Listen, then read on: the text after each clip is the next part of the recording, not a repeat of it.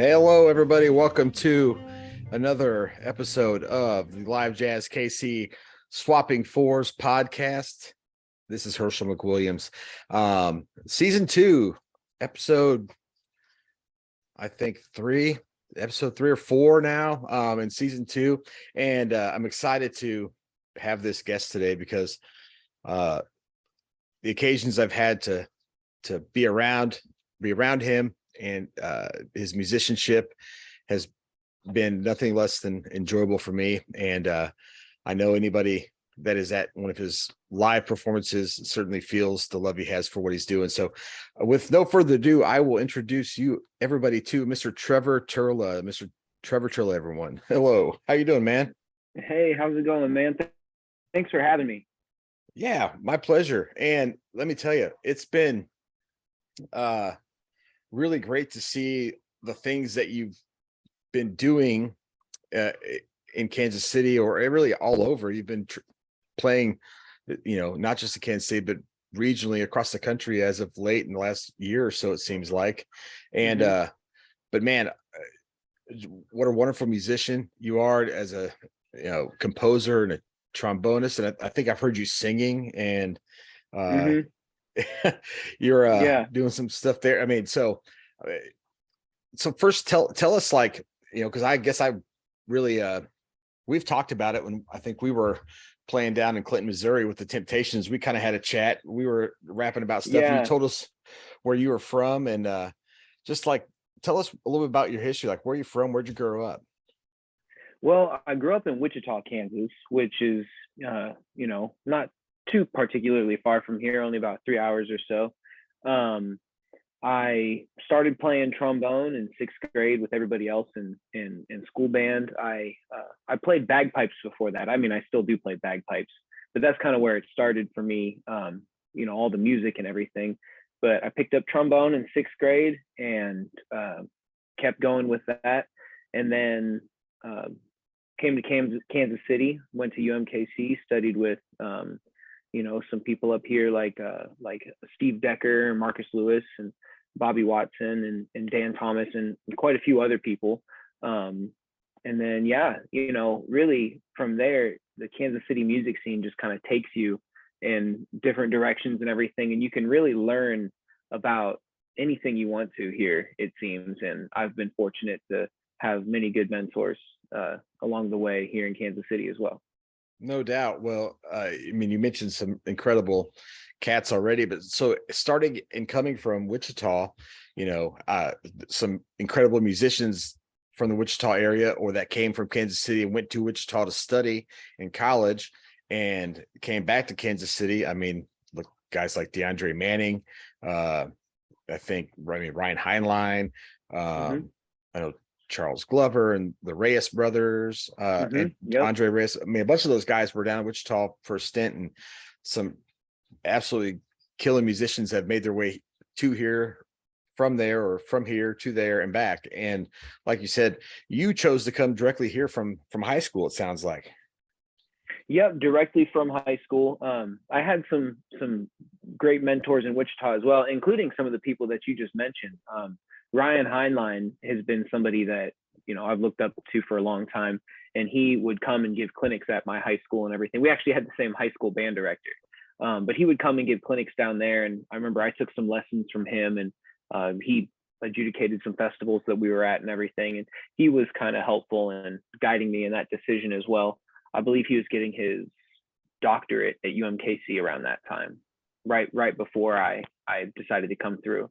And then yeah, you mentioned Andre Reyes as well. He went to Friends University, which is a school that was pretty close to my house.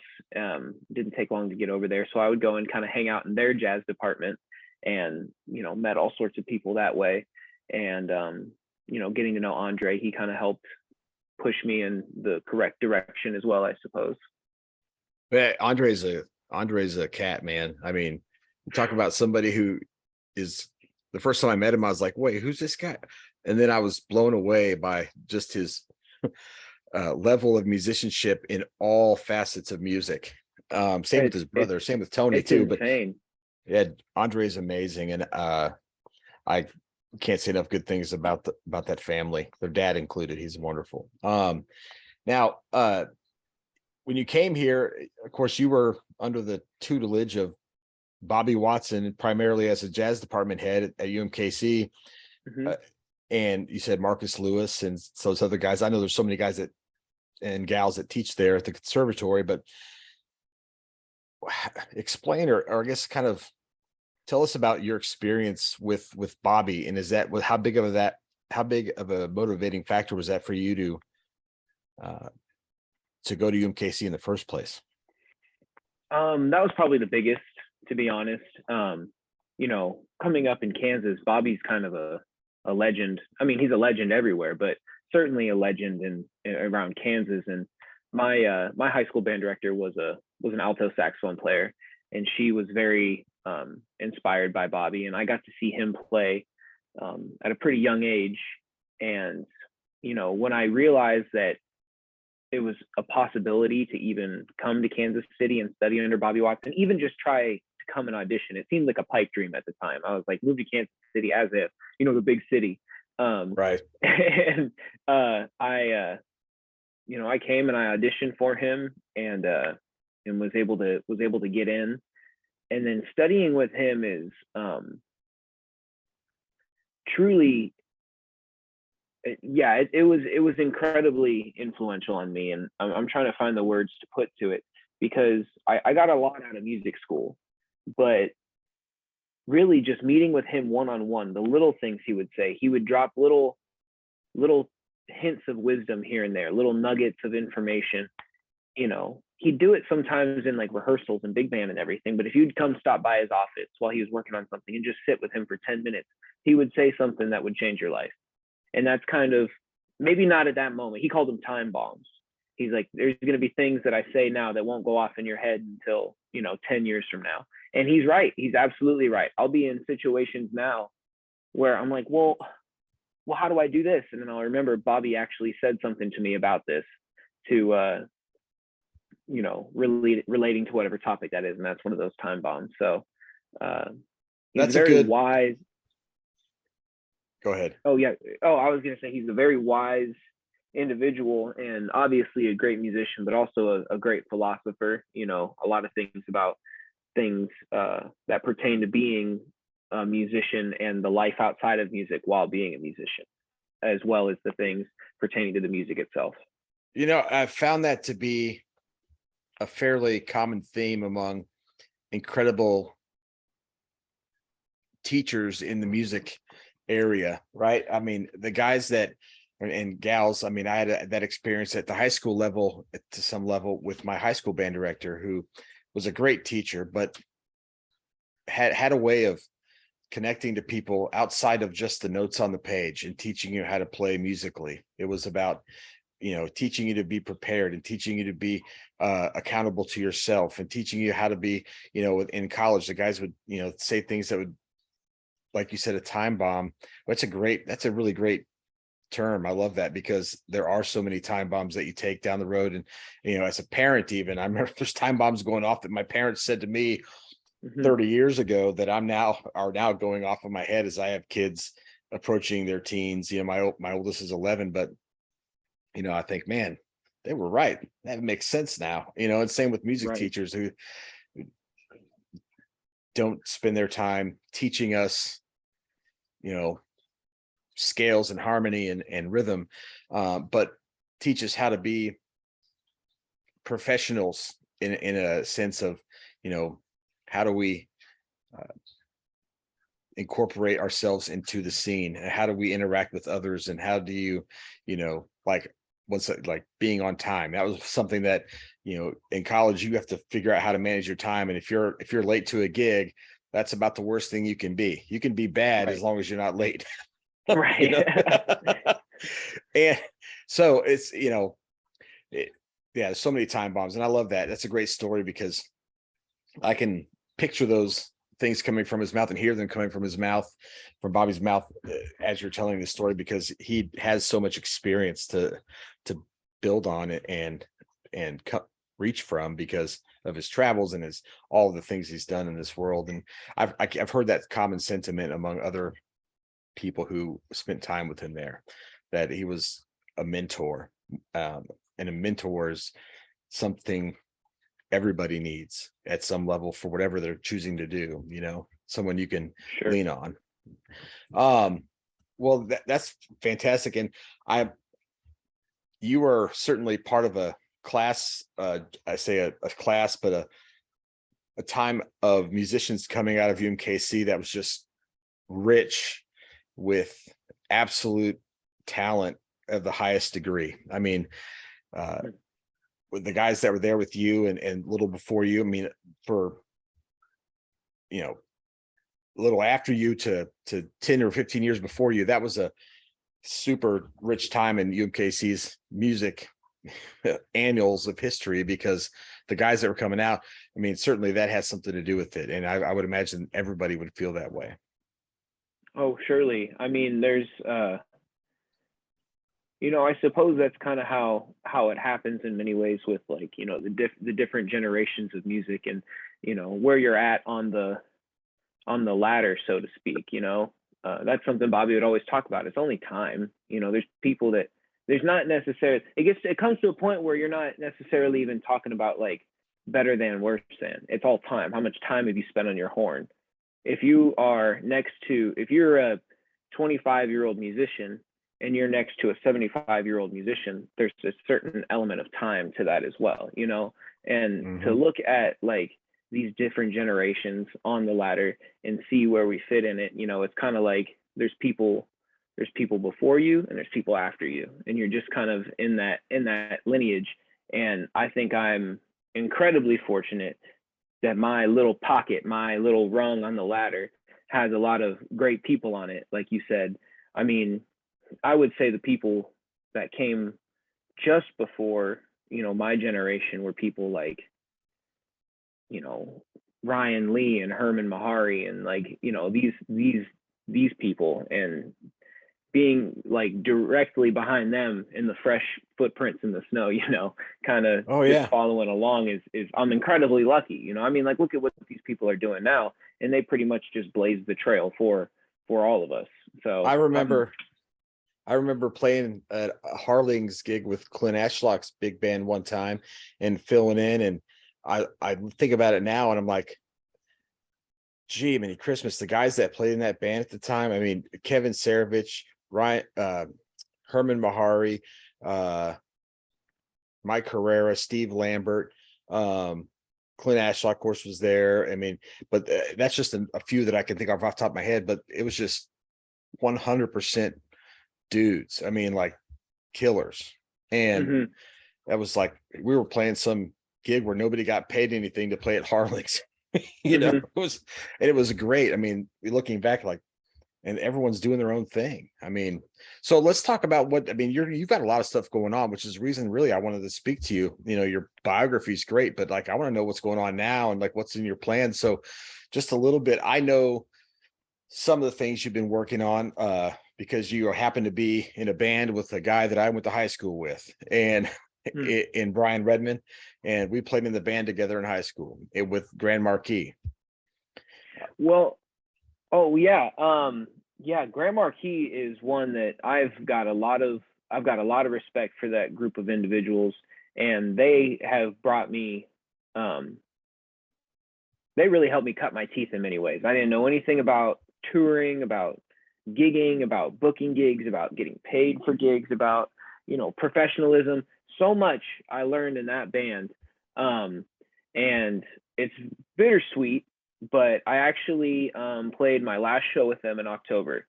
And so I stepped down from Grand Marquis, and now they have a new trombone player named Dan Purcell, who is a wonderful trombone player. He's from Des Moines, Iowa, and he's here now, and he's playing with Grand Marquis. And I stepped down to pursue some other things that I have going on, such as the travel that you mentioned earlier. And I've got my own project now. It's just been the Trevor Turla band that I've been doing. I have a collaboration project called Splat, and that's something between Kadesh Flo and myself. And then I've been playing with Fritz Hutchison, and then more recently I've been playing with a band called Making Movies. And those have been kind of the main things taking up my time right now. I just recently did a show with my own band that I'm really proud of, where I brought up another trombone player from New Orleans named Ethan Santos. When I found him, I was blown away by his playing. I mean, he absolutely sounded phenomenal. And then I found out that he is also a Filipino trombone player. And I was like, oh, well, now I got to bring him to Kansas City. And so I had him come up, and we did a show together, and that was just last month. And that was with my own band, the Trevor Turla band. And I think moving forward, that's going to be something that you see more from me, is trying to bring in guest artists from around the country and hopefully around the world, and just kind of show them Kansas City and show Kansas City to them, or have them show Kansas City what they've got, and then we can show them what Kansas City is, Oh yeah. I think a lot of those shows will probably happen at the Ship, which is, kind of a little hub now. So that's fresh on the mind right now. I was just booking some shows today and trying to coordinate some things. So that's why I bring that up. Yeah, no, that's great. And I had a feeling that you had made a move from Grand Marquis, but I did want to mention it because it was such a big part of what you did for a long time. And you were a lot of the life of what was going on. I mean, Brian's wonderful, but you certainly fit right in and gave that band the vibe that it needed at trombone. So I'm sad to see you go, but I'm happy to see you pursuing what you're doing with all your other projects, because the world needs to know you, man. There's no doubt about it. Oh, thank you.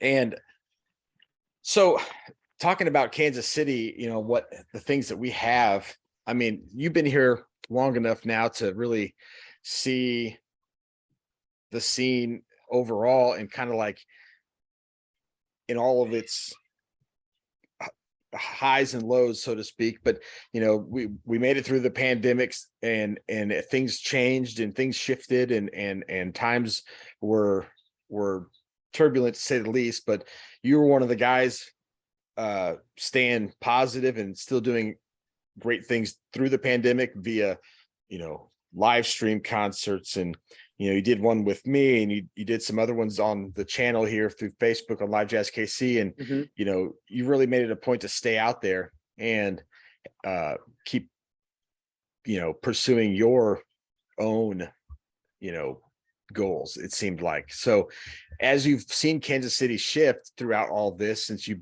have been here a while, what are the kind of the things you notice about Kansas City's scene? Not that you've got a lot of perspective on other scenes, but you've been around and you've seen other towns, but what makes Kansas City different in your opinion?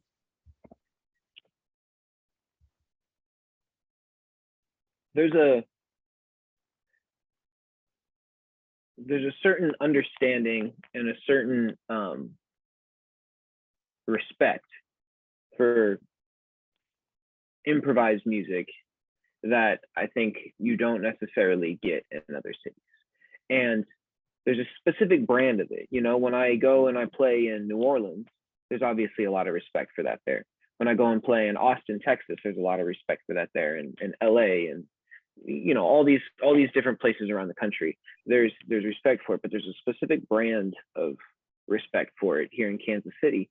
I mean, we are a rare town where people, when they visit, they actually go, did you hear that there's this place called the Foundation that we can go and have drinks at?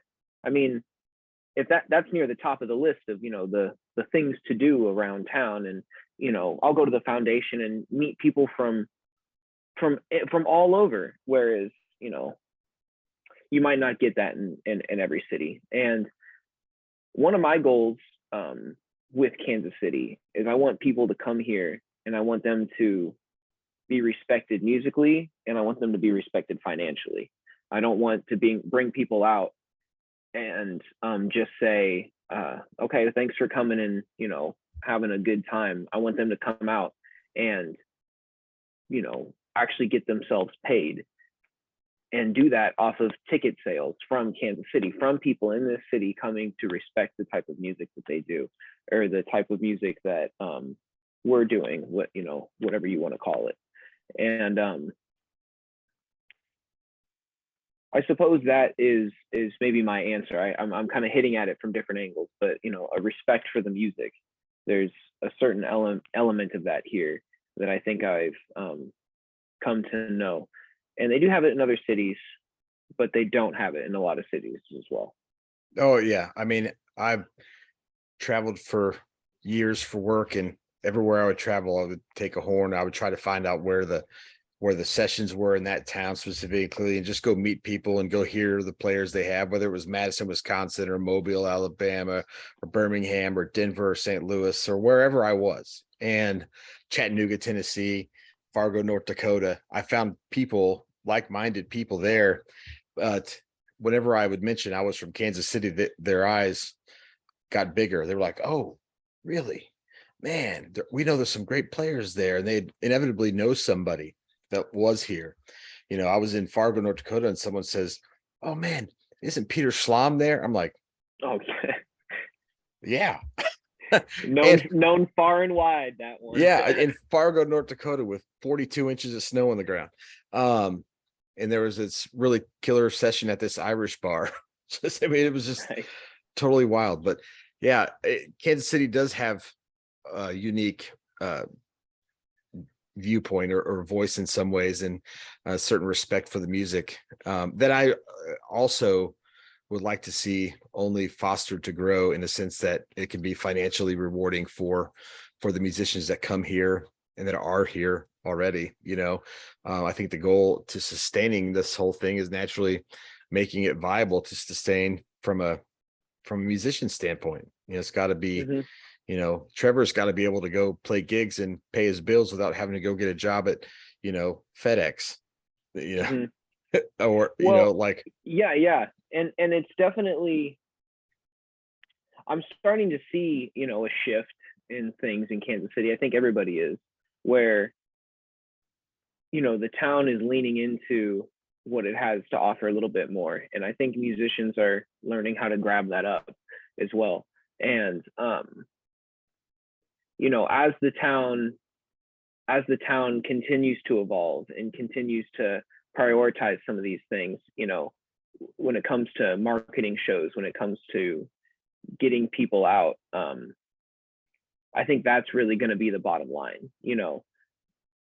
Being able to have people show up and actually have a ticket sales event, being able to have a draw, doing what we do, playing improvised music on horns, being able to draw enough butts in seats in order for the bar to be able to make money, and in order for us to be able to make money. And that's kind of the most basic baseline business model. Sure. And I think that there are some venues in town that are really doing it right.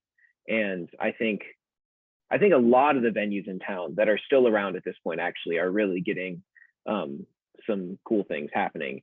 And you see some bigger shows happening all over town. Yeah, well, for sure. And there's great series coming in for touring artists, whether it be the Gem Theater, which is going to have SF Jazz Collective here in the spring, and Artemis is going to be here. Eric Roberson's going to be here next week, or maybe even this week, Saturday, I think. And the Folly, Herman's coming to the Folly, as well as some, naturally an assortment of other musicians.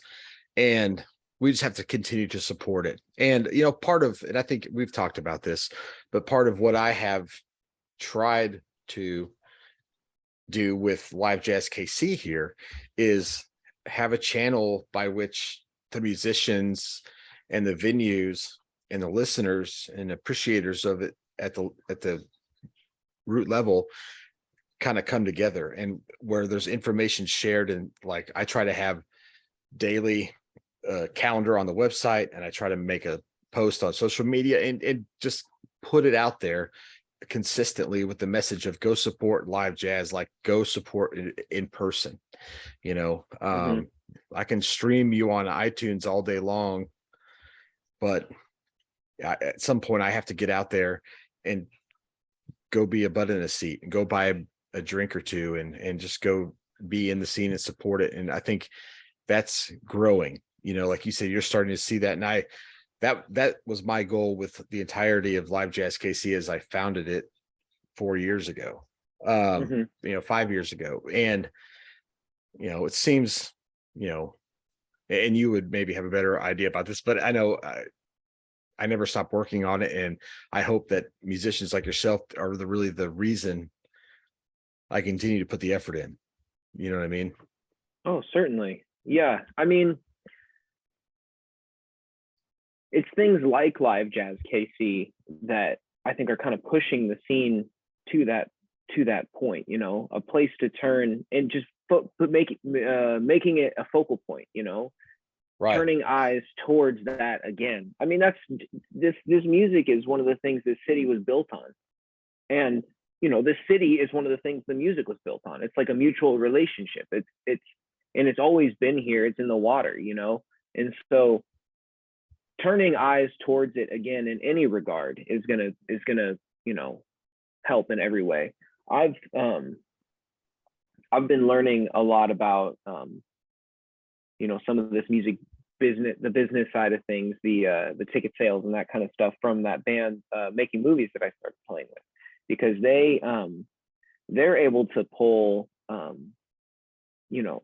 quite a few people in Kansas City when they have a show, and then they're starting to be able to pull people in cities in other countries, and doing that kind of thing, and just asking them like, well, how did that happen, and creating like the following and the culture around that music to the point where you've got enough people that are going to come out to a show to actually pay for a bigger production, and like growing the business model, actually being able to pay for the business, not only just, okay, I put $100 in my pocket for tonight, like actually pushing and doing something bigger than that. And it's all about creating, the culture around it, creating the lore and getting the following to support it, and Kansas City is a place where with improvised music, that has been baked in, whether being expressed a lot or very little, it's always been here. And I think, in the next years, I mean, you just look at the new airport terminal, how much it's leaning into all of it and creating the culture around that here, creating just the baseline following, Yeah, well, you're right. And I mean, it comes down to the brand that we are as a city, and like I just had that conversation with Mike Herrera the other day, was, Kansas City's brand is, in a nutshell, we were talking about the Chiefs, and we said the Chiefs, there's Kansas City Chiefs right now. It's the Chiefs, jazz, and barbecue, and with the NFL draft coming and the World Cup coming and the new airport terminal being done, they're going to lean into that and really sell those brands that we have heavily with the jazz. I know is a big part of the new airport terminal. And I think that's fantastic. If we can incorporate tourism and grow from a tourism standpoint and help the jazz district or the jazz districts, whether not necessarily just one part of town, but the city scene as a whole, because within a 3-mile radius of downtown, there's a bevy of places to enjoy wonderful music. Absolutely. So yeah, well, that's great. I appreciate you talking about that, because I know that's a kind of heavy subject at times, and sometimes people don't like to give a real pointed opinion on certain things, and to be political about it, but you don't have to worry about being political here. We're just kind of chatting, just having a conversation. Yeah. And, I guess you hear a lot of, or I read a lot or see a lot of sentiment from musicians in Kansas City, or even that were here or maybe have left, that talk about divides in the scene, like what divides in the scene in terms of, musicians or clubs, and like certain guys can't get in certain clubs or whatever it is. And I feel like at some level that's working toward getting better, whether it be, a racial divide or a stylistic divide, or things where there's some sort of segregation to the scene for whatever reason. Have you experienced any of that sort of thing at in your time here?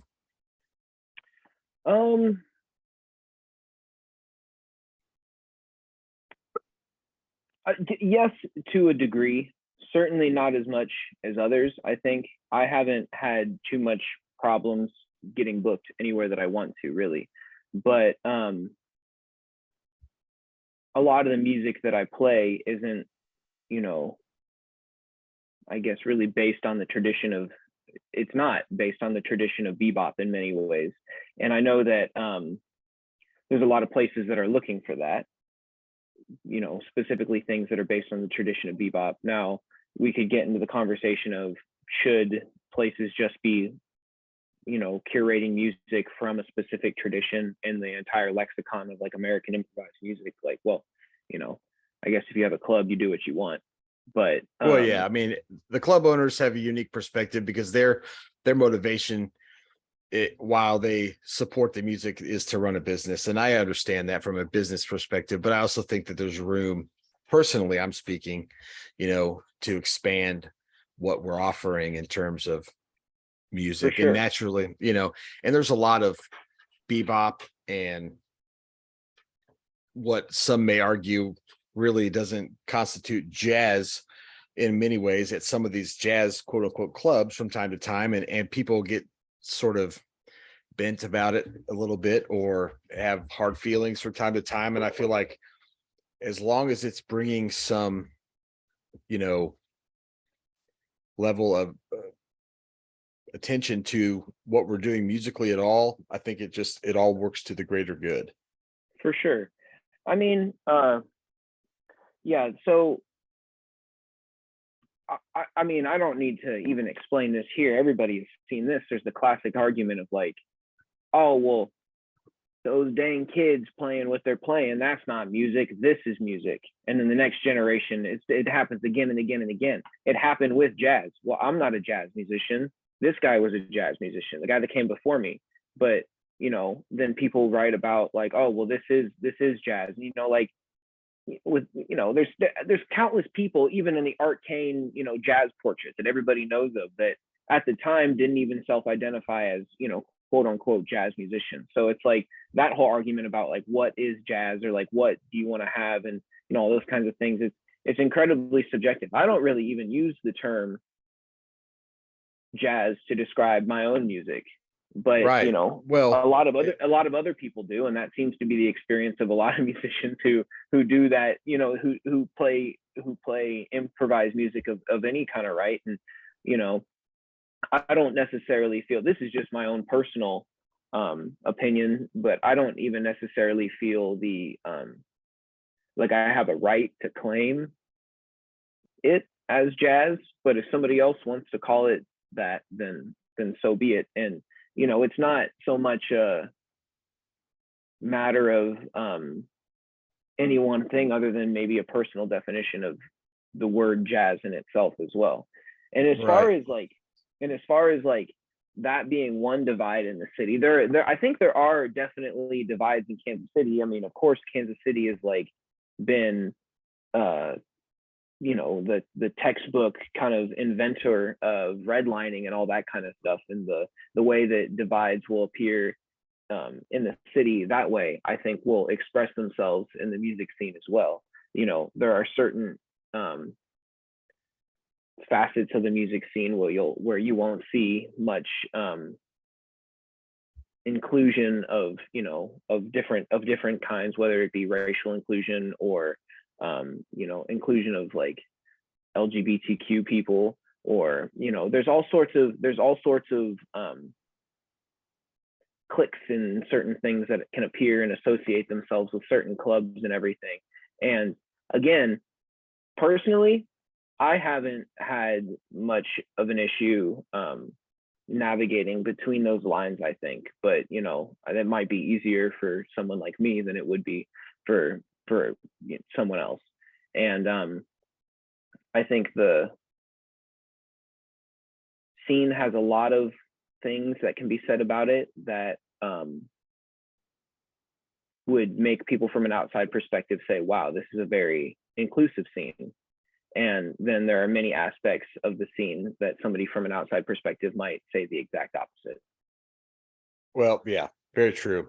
And I I've found, and I think that that sort of thing happens everywhere, whether we like to think it might just be us sometimes, but you know, this country's 200 some years old and we're still figuring stuff out, you know, musically or socially and all of that, you know, and we just keep progressing in a positive manner. I mean, we just keep making progress, whether it's as musicians or as people, you know, and that's all I can hope for.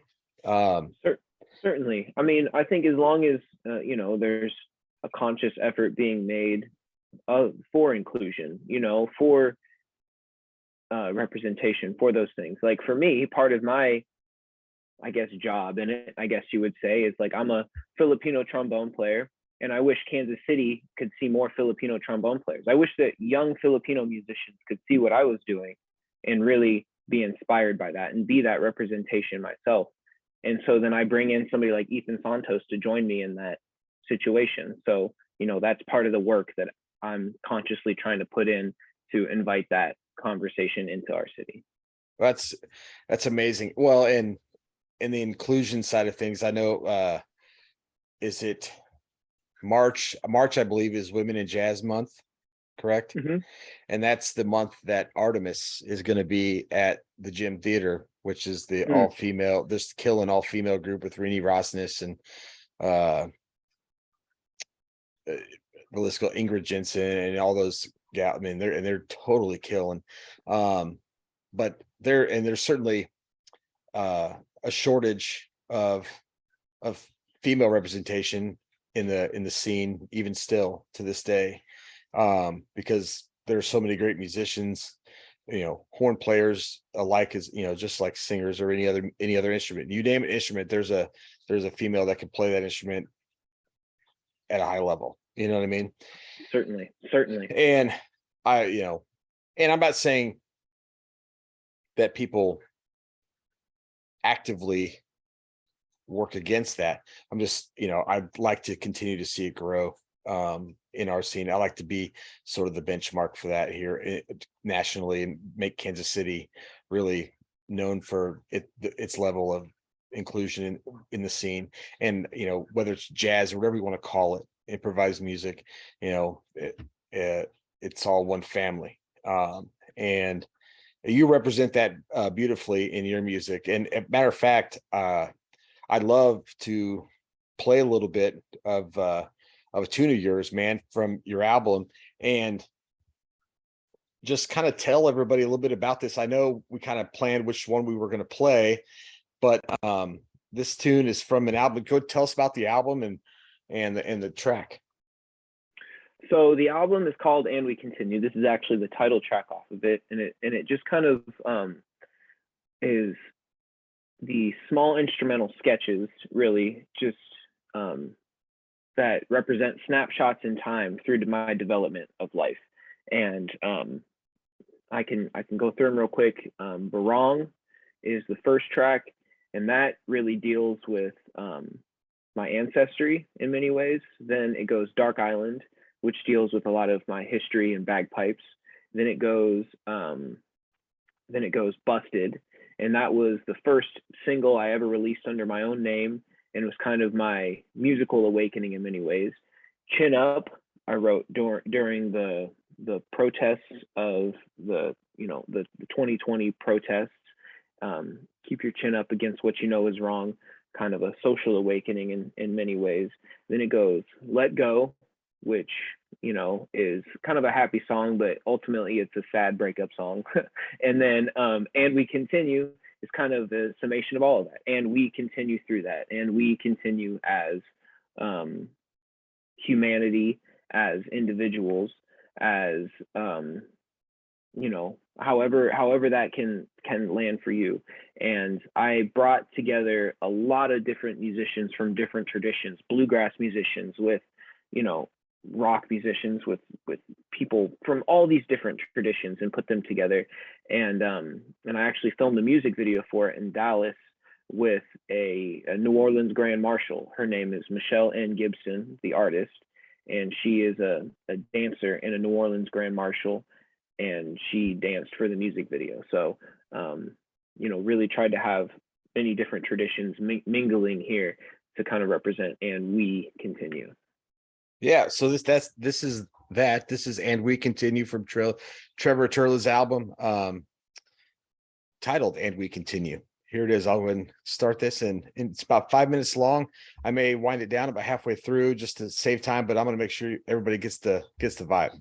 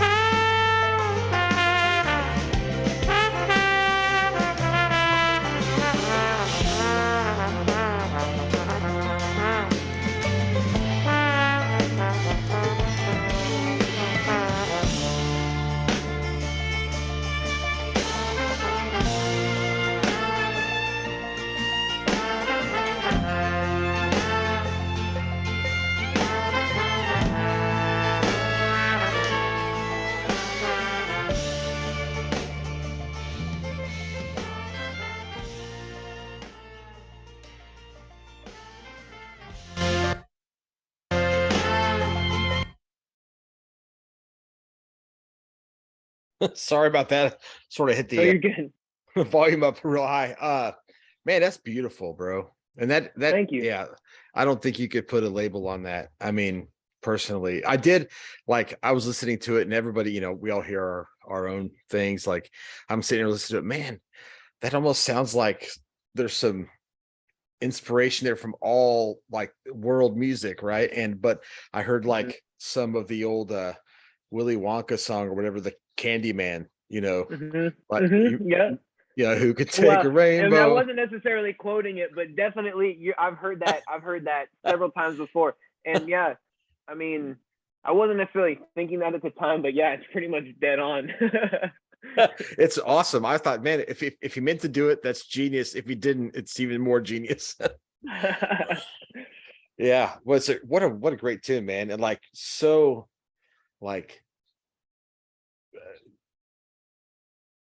what it's it's really grabs you, like, from like an emotional standpoint. It really, I listen to it, I'm like, it's not fast, it's not bebop, but man, it's just like, it's got this thing where it's like the pulse and the rhythm and the just the whole vibe is just something to really, like, you can listen to and hear every single part. Like, the vocals were beautiful, the violins, the banjo, the drums, the trombone, the saxophone. I don't know who all is on that album with you for sure, but they you got the right ones. Yeah, yeah. Let's see. I bet you I can name them all real quick. On that track we had Fritz Hutchison on banjo.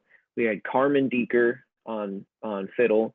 We had Mickey P on guitar and vocals. We had Jake Keegan on dobro. John O'Keefe on bass. Um, we had myself on trombone, Ariana Namadi on saxophone, Daniel Dismore on trumpet, and then is that nine? I think that may have been it. I don't know. I don't think I missed anybody there. But yeah, That's it was a a that's a hell it of a was a band. yeah. Oh, Nick Douglas on drums. That's who. Yeah, Okay. Yeah, yeah, yeah, man. yeah. Great band. Great. I'm gonna be listening to that album much later after we get done with this tonight. So yeah, wonderful. So tell us, like, where can people find you online? I mean, I know this, but tell us, where can we find you, like your website? Well, trevorturla.com is the website, and it's really just kind of a landing page that can send you to some of my music, some of my social media places. There's an email link on there, so if you need to get in touch with me, you can also just email me directly at info@trevorturla.com. That comes, my phone buzzes every time that Right. happens. So yeah, that's probably the best way to get in touch. Online, it is at Trevor Turla Music, Facebook and Instagram and all that kind of stuff. And yeah, I usually post about shows. I've got some cool stuff coming up. Bringing in some really cool guest artists here this year, so I'm looking forward to it. Nice, man. Well, I know that it's it's going to be awesome, and you've got like your finger on the pulse of everything going on, pushing music forward, which, you are responsible in part uh to really defining what Kansas City's sound is right now. I remember asking somebody, what do you think the Kansas City sound is, right? Like, Mm-hmm. because that's a really loaded question. But I think the best answer I really ever got that made the most sense to me was from Ben Lifer, who said that there's not a Kansas City sound. It's the sum of all the things going on currently in Kansas City, and it's a moving target at all times. Yeah, And absolutely. and I I think without that progress or movement in what we're doing, we run the risk of getting really stale at times. And I think we've been through that period a long time ago in Kansas City where it was sort of stale for a while. And with the resurgence of the conservatory and the young people getting involved in other programs and really kind of giving new life to the art form in general, it's having a rebirth in terms of its you know outreach in the city, you know what I mean? And so therefore the sound, I think, and it's, if you could put a thumbtack in it, would be just that, like everything that's going on is what makes Kansas City in terms of its sound. But yeah, so by the way, let me know anytime you've got something going on. Just drop me a line Mhm. to my email or to LiveJazzKC. So I want to continue to help put you in front of as many people as I can. We have a pretty big audience here at LiveJazzKC. I just realized the other day, in the last 30 days, we've had Facebook page has had a reach of about 750,000 people in the last 30 days. There you go. Dang. And our website, it's about 15 to 18,000 unique visitors a month at livejazzkc.com. Wow. So people are certainly finding us when they're searching for us and looking for live jazz. I mean, they're landing on our thing, and it's just because I think we're building such a good amount of content in what we're doing on the website and Facebook, but it's because musicians like yourself have things to promote and let people know about, and that's what we're all about. So we want to continue to help you in that endeavor any way that we can. So with that, man, I will not keep you any longer. You've been really patient with me and hanging out and talking. Do you have, now I will ask you, because I've done this most every time, so I'm going to ask you this same like final four questions, right, that really aren't specifically music related, but they might be. And Okay. the thing about these questions is I generally just make them up on the spot. Okay. I don't have a standard final four questions, but the first one's always the same. Okay. Your favorite barbecue restaurant in Kansas City? You got to name. You got to name one. Whoa. Okay. We got to that part of the interview, huh? All right. I'm an LC's man myself. I like LC's barbecue. Oh man, my dad would go there over by any place. He lives out by the Legends, and he'll drive if he wants barbecue. He drives to LC's. Yeah. LC's is my spot, and if I can, when I have friends in town, if I can only bring them to one, I'll bring them to LC's. Good choice. Who could argue with you, right? I know that's that. Yeah. I mean, I'm 100% down for that. I'm one of those guys that, because you ask a lot of people that question, and their answer is always like, well, it depends on what you want to eat. If you want to eat ribs, you go here. If you want to eat burnt ends, you go here. And that's sort of a cop-out answer. Like, no, you got to pick one place. Yeah. Where are you planting your flag? Yeah, exactly.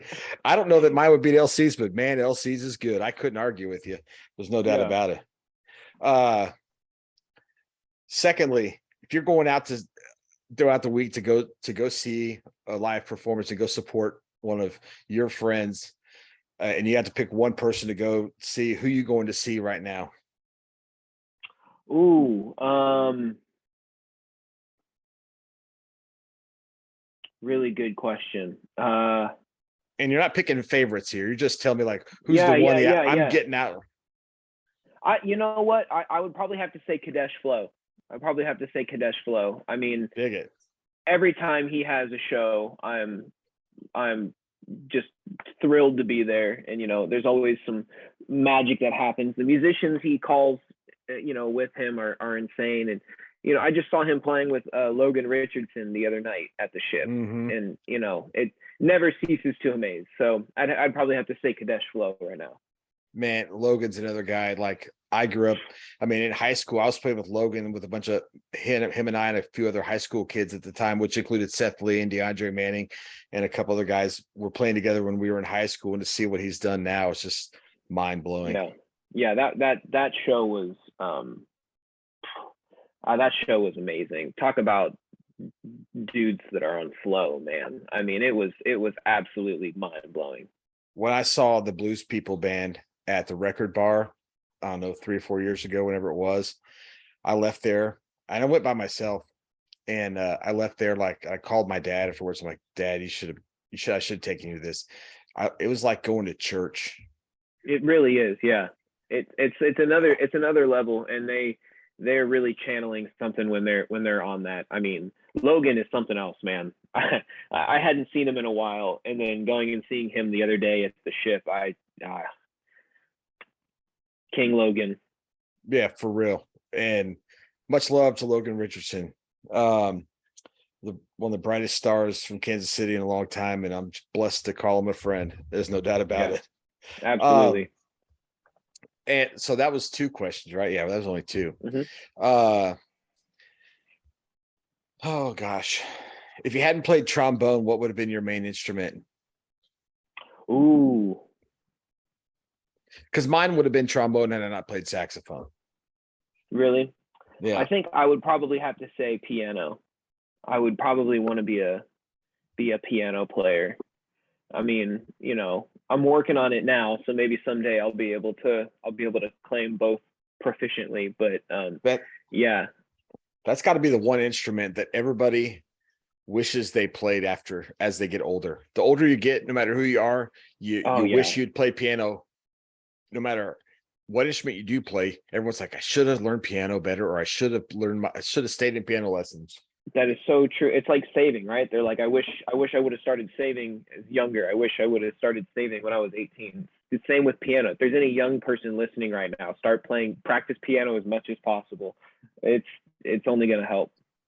Yeah, and you don't have to study to be like the next Chick Corea, but just be able to get around the keyboard and understand harmony and understand the keyboard and how to read basic 4-part hymnal harmony. You know what I mean? And Surely. that goes light years when it comes to everything else you do musically. Right. If it wasn't for piano, I don't know that I could read bass clef as quickly as I do, because that's the only reason I ever had to read it. And sure, because that's a treble clef instrument, you just think in one world. But I know so many trombone players that can read treble clef lead sheets, no problem. And to me, that like makes my mind hurt, because there's no way I could read a bass clef lead sheet with any accuracy whatsoever, even though I can read all the notes. Sure. Yeah. There are some, in order to get and keep a gig, trombone players have to do whatever we can. You got to be able to, read in treble clef and all that kind of stuff. A lot of these, dudes out here that have spent time doing classical music as well. People like, Jody Davis and Ryan Heinlein and all sorts of these other people. They're also reading in like tenor clef and alto clef and all this stuff. It's mind blowing, man. And last question. This will be, I guess, music related, but right now, who are the trombone players right now that you're listening to on the large, like national, international scale? Like, whose records have you checked out?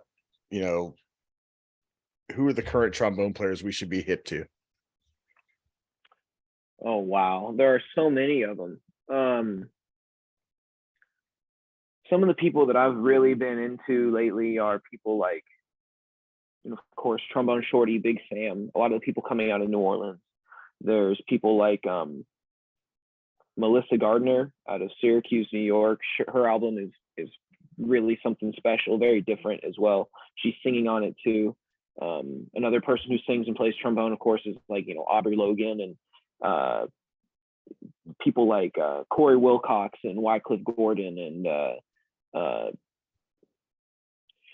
there's just so many. I mean, that's a good starting list right there that I just said. Hey, yeah, fair enough. And I guess one more thing I wanted to ask you: are you doing any teaching at all? Do you have any students that you're I know you had some great teachers. Have you taken up teaching as a side thing, or as any kind of pursuit? Yeah, some. We are so lucky to have so many amazing teachers in the city as well. That's a testament to Kansas City as well, is that there are amazing music teachers here, and the trombone teachers here are world class. So I don't get as many students, but sometimes, and I don't necessarily market myself as a teacher, but sometimes people will reach out asking for lessons for either specific things or just general things, and I'll give lessons. So if anybody's interested in a lesson, you can just shoot me an email on the website.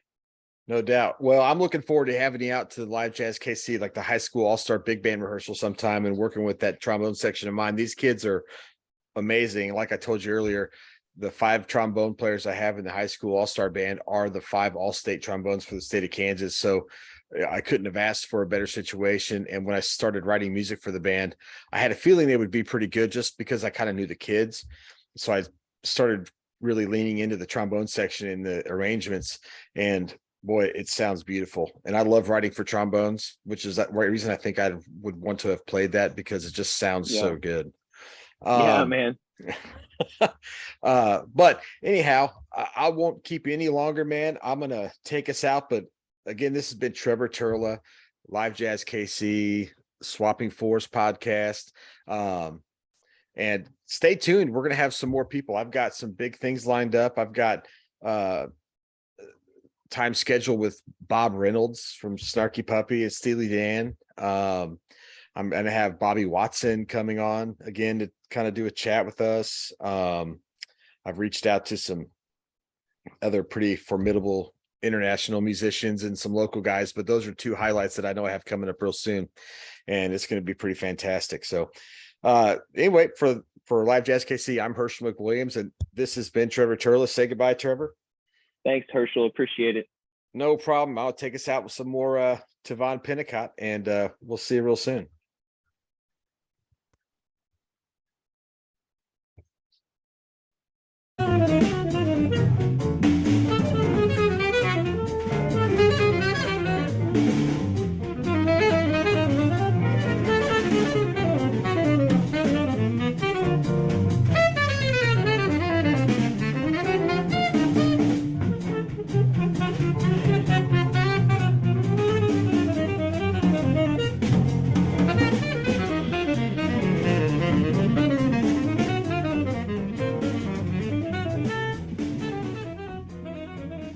LiveJazzKC.com, your source for live jazz in Kansas City.